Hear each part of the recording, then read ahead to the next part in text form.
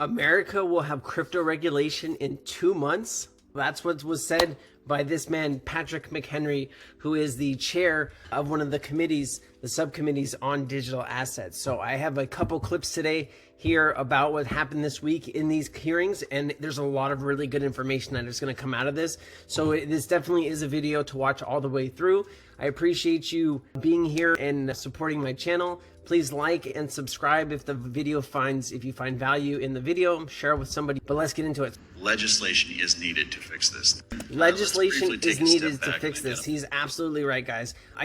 You know what? I'm gonna play. This is really important. I'm gonna play 2 more clips. I know it's a longer video, guys, but there's a lot of stuff going on you need to know about. If you were in any of my Sensei chats or the free Sensei chat I did on Friday, it's on YouTube. Go ahead and check it out. We went 2 hours. We played through a lot of good information, but this is all I do. I provide good information. You can join our Patreon, which has actually special content that doesn't get released anywhere else. Things that I am buying, things that I am doing. We are just getting all this started. Or you can be a super subscriber. If you want to support me and my dream and my journey as a crypto enthusiast, not a financial advisor, please think about becoming for $3.99 you can join. You get a badge, support the channel, I'll give you a shout out. But we do have higher packages, and if you want those Sensei chats that have all the value, hundreds and hundreds of different pieces of crypto news per month, that is really where the value that you're going to get, right? For 1.5 to 2 hours, I am going to go through 60, 70, 80 different pieces of crypto news. I'm going to give you context. I'm going to give you all the information on it. Think about becoming either a Patreon subscriber, a super subscriber,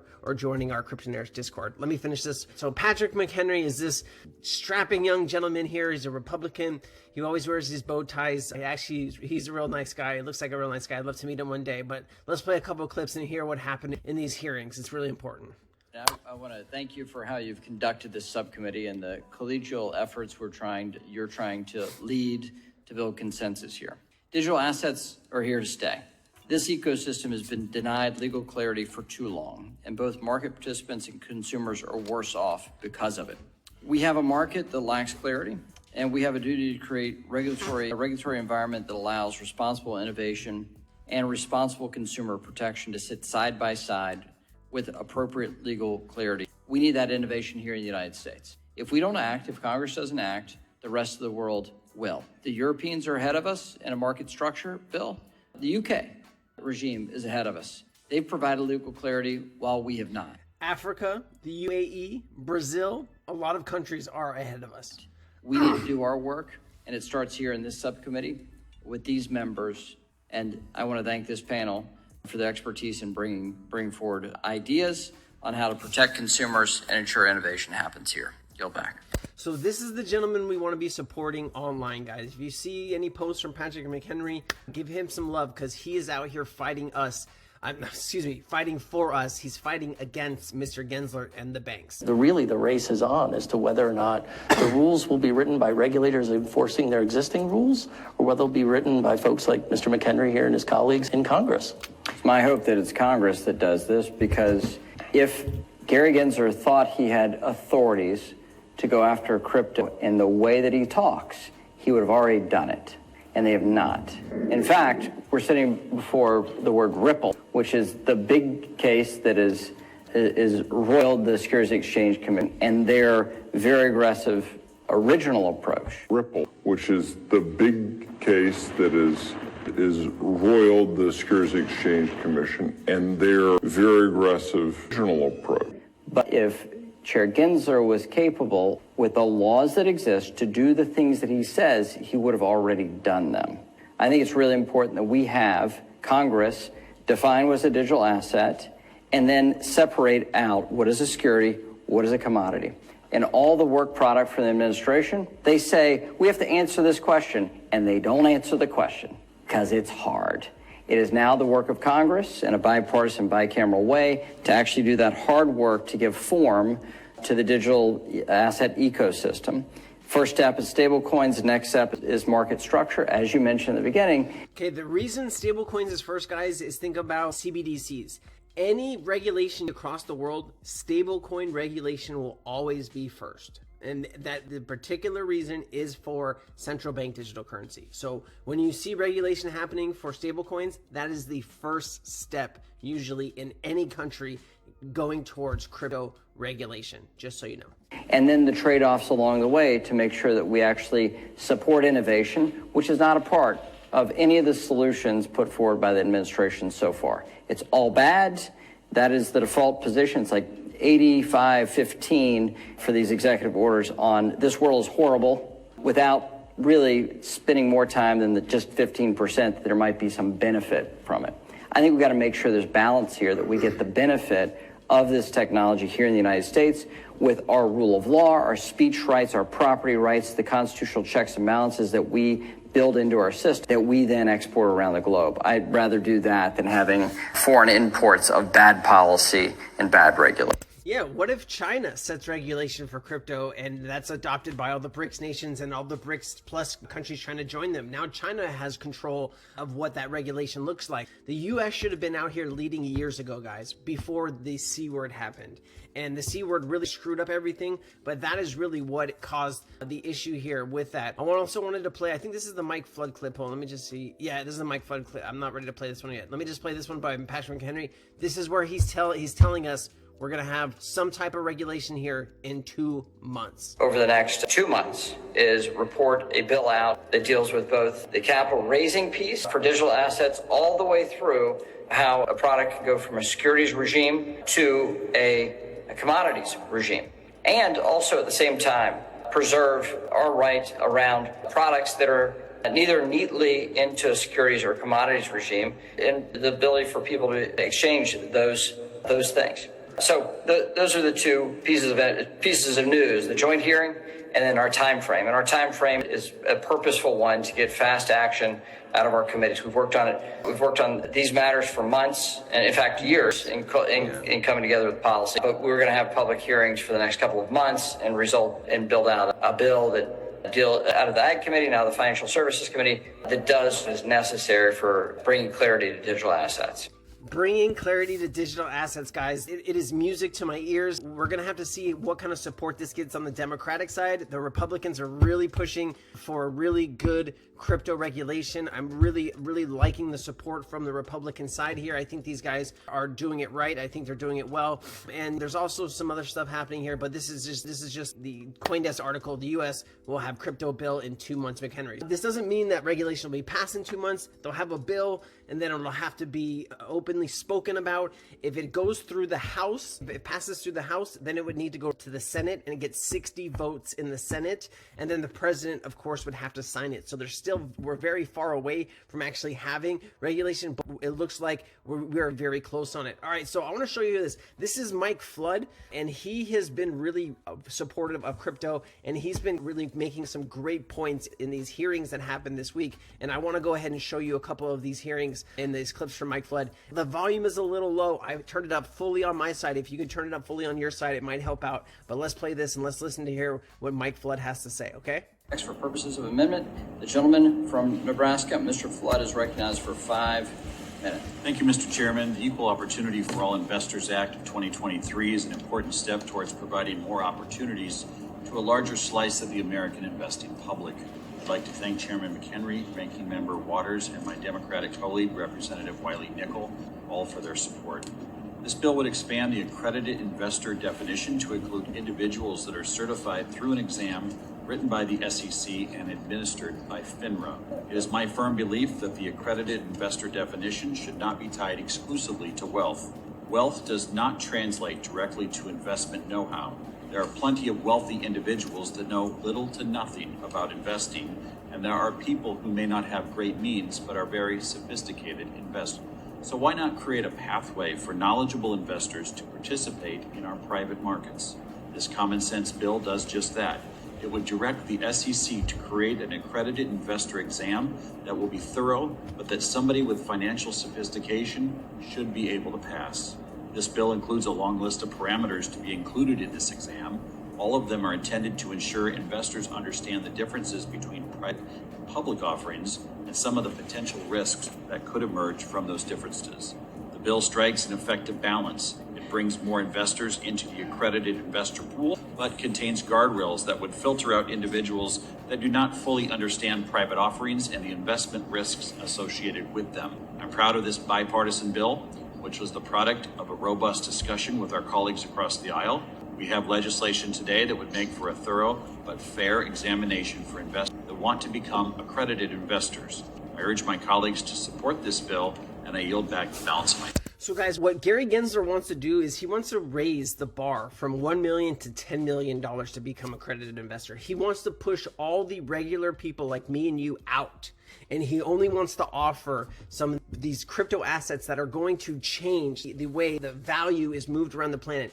He wants only more rich people to get rich. He wants the banks, he wants his friends, and that is really quite damning. And I really don't like the way that he handles that. I do have another clip here from Mike Flood I want to play beforehand, but Gary Gensler is trying to raise that limit, and so we need to fight that, and we need to support Representative Mike Flood's bill so more people, regular people that don't have $1 million in the bank or don't meet their certain requirements can maybe take a test and have the ability to become accredited, and then we can start investing into this. But I guarantee you they will make certain crypto, you have to be accredited to buy it. That's where I think this is heading, and this is why we need to be paying attention to it, okay? There's some other good information here. Let's play it. And let's briefly take a step back and identify why we're here. The SEC and Gary Gensler have forced this committee's hand.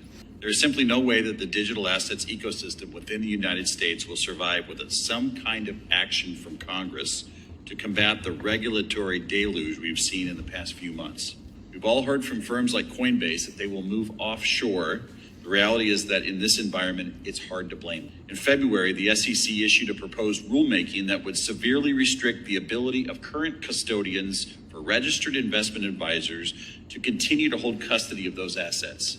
Mr. Rivera, I'd like you to briefly speak to some of the challenges associated with the proposed rulemaking from the SEC for qualified custodians and how it would affect your firm. Specifically, as it stands, how many options does your firm have to custody digital assets, and would you expect this rulemaking to reduce your firm's options for providing custody services of digital assets?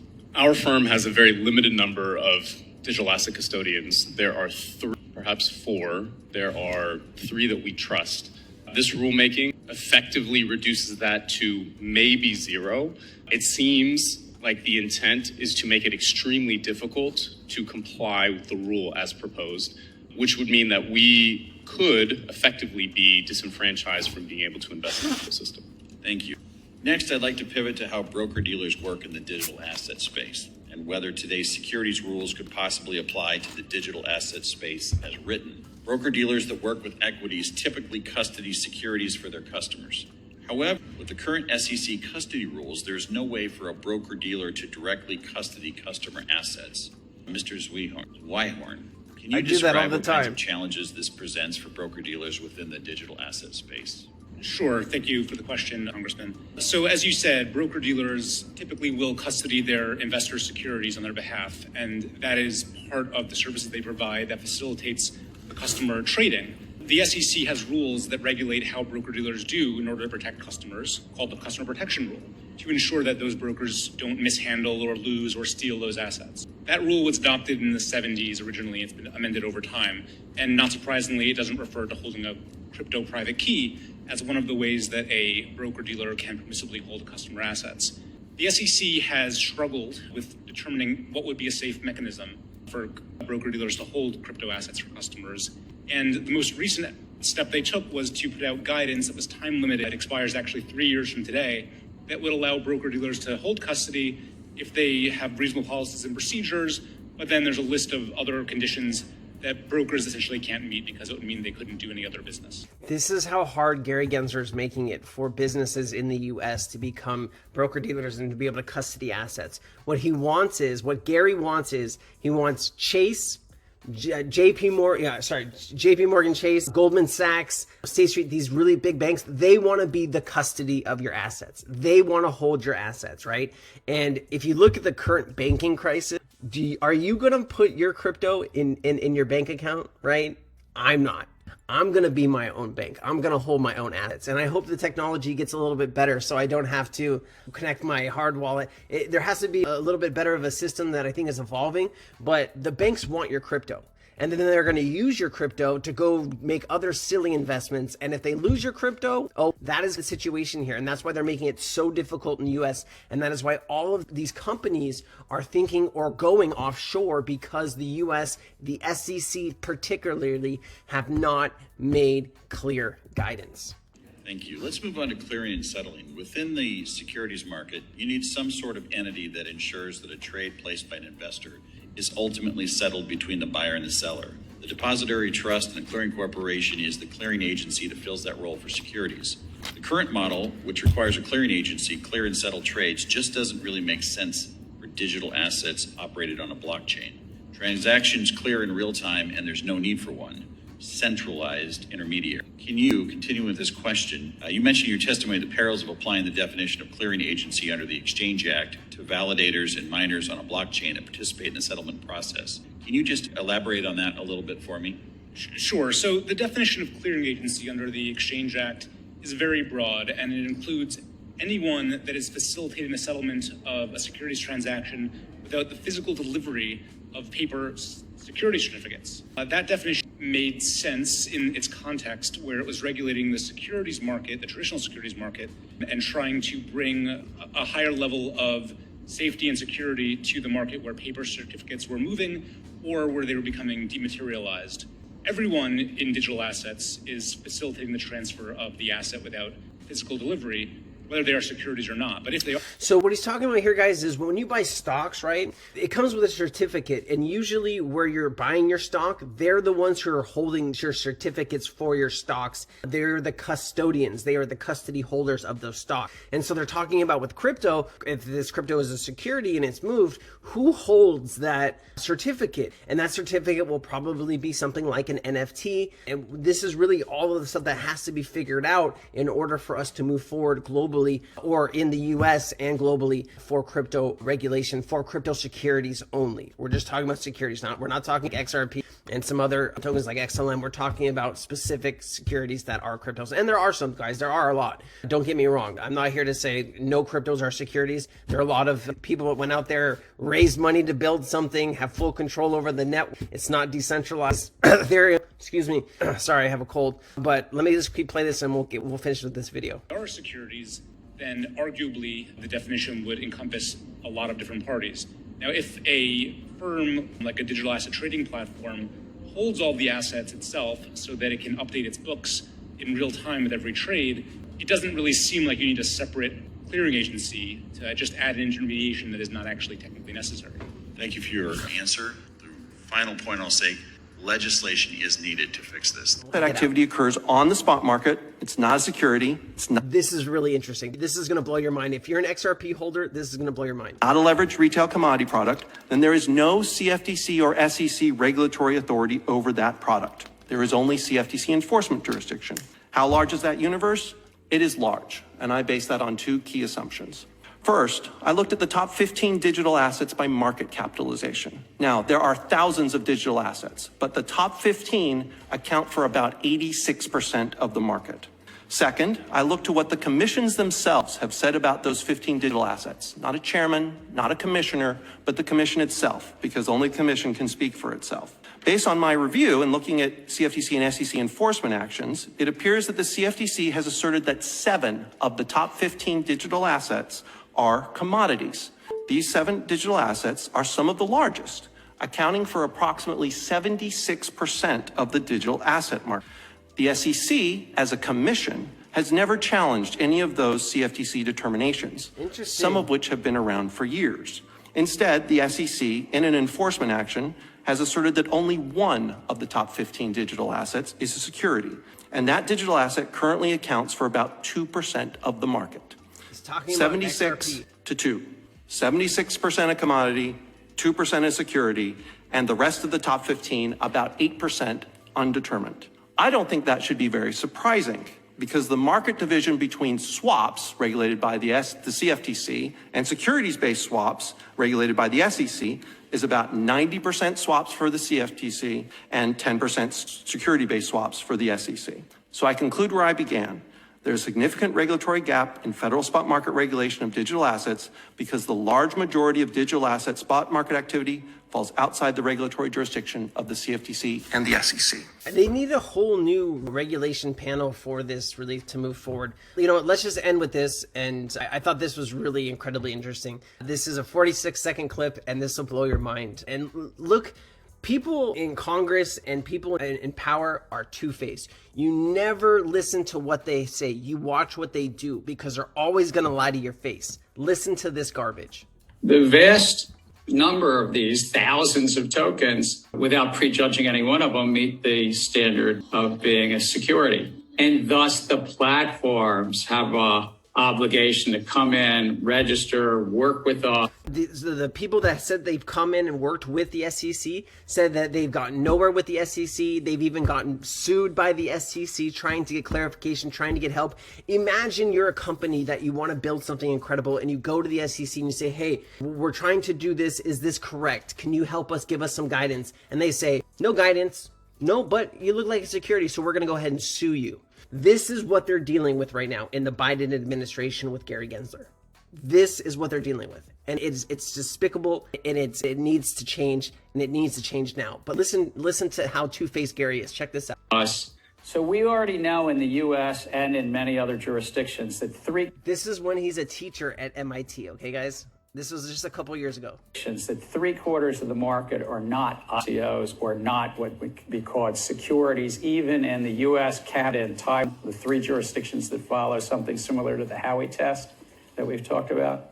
3/4 of the market is non-securities. It's just a commodity, a cash crypto. Interesting. And he often talked about Ripple, right? So it's really interesting to see how Gary switched from everything is a security now to only 1/3 of the crypto market was securities. I do have another clip, guys, but I don't want to run this 25 minutes because you're never probably going to watch the full 25 minutes. But if you stayed to the end, put an X or something like that, or comment something at the end that watch the whole thing. If you did watch the whole thing, and you know the word today is XRP, and if you comment XRP in your comment, I will pick one winner and I will give you 250 XRP. But you had to make it through the whole comment. XRP in your comment. You gotta like the video, share the video. I'll do that giveaway for you. I appreciate you watching and growing with me. Like I said, I am no financial advisor. I'm just pointing out things that are happening right now in the crypto space. And now is the most important time of your life. I know you think maybe your kid's being born, or there's all these big events in your life, right? But changing your status, changing your ability to live is more important than anything. Being able to support your friends, your family, maybe some NGOs, support other people, homeless people, whatever it is that is in your heart, veterans that you want to support, you need money and you need power to do that.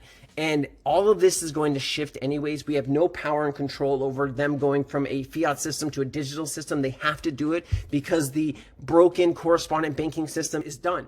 So let us make wise decisions, right? Let us make our bets, see where we are at the end of this, and see how many people we can help in the end of everything, right? That's what this is all about. Helping your neighbor, helping somebody else, help somebody in need, guys. There's almost 8 billion people on this planet, and a lot of them really need our help. I'll leave that with you. You have a great day. Thank you so much for watching. Remember, comment XRP and whatever else you want to comment, like it. Please share with somebody you know. I love you guys. Thank you so much. Bye.